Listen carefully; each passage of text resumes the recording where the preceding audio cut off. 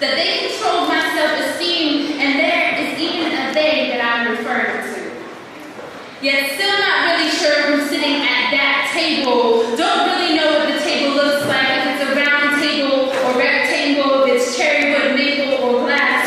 Don't know if there's a centerpiece in the middle, if there's wine or fine dine, steaks or pasta. I wasn't at that table.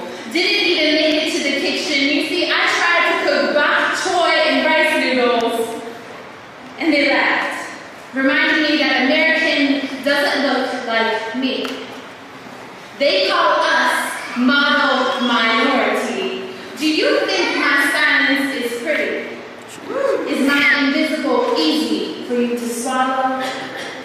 Convinced we are everything but majority, even though we span across the world. Asians, you can find us everywhere. Our diversity is represented in our diverse looks, despite many think we all look the same.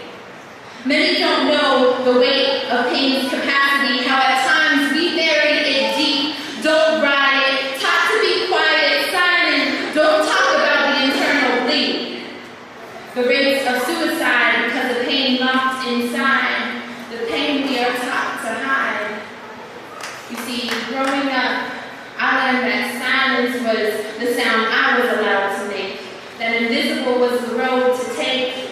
But then, I turned to my sisters, I turned to my mothers, turned to the earth, turned to lovers, turned to ancestors, and turned into myself, turned to books on the shelf, warrior lessons, Shanghai girls, sacred women, I regained mental health, see clarity in who I can be, finally mentally free and proud to be me.